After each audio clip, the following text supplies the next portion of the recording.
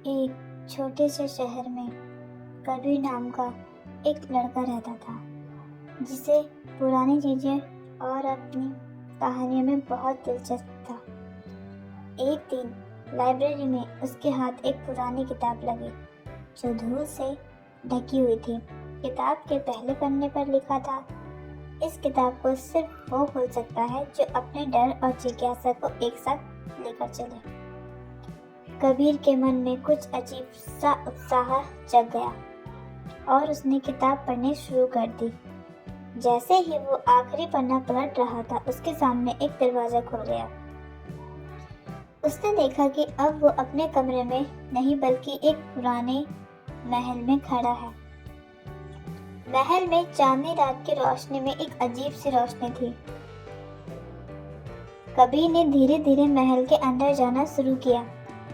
वहां पहले से ही कुछ पुरानी तस्वीरें और मूर्तियां थी जो सब कुछ अजीब और अद्भुत लग रहा था। एक बुजुर्ग शख्सियत उसके सामने आई और धीरे से बोला, इस महल के राज को सुलझाना आसान नहीं है। तुम्हें अपना डर और जिज्ञासा के बीच का समझ रखना होगा। कबीर ने उस बुजुर्ग से कहा, मैं यहाँ क्यों आया हूँ और आप कौन हैं?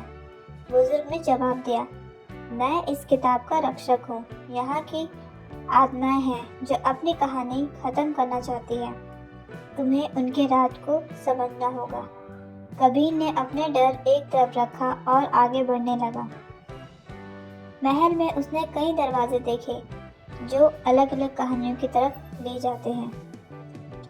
हर दरवाजा उसके सामने एक नई कहानी और एक नई आत्मा को सुलझाने का मौका दे रहा था। उसने हर आत्मा की कहानी को सुना और उन्हें उनका इंसाफ दिलाया।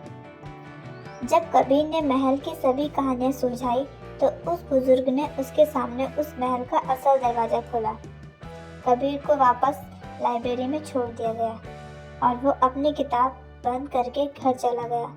लेकिन उस रात उसके मन में नई उम्मीद और खुशियाँ थी, क्योंकि उसने इतने सालों से अटकी आत्माओं को मुक्ति दिलाई थी।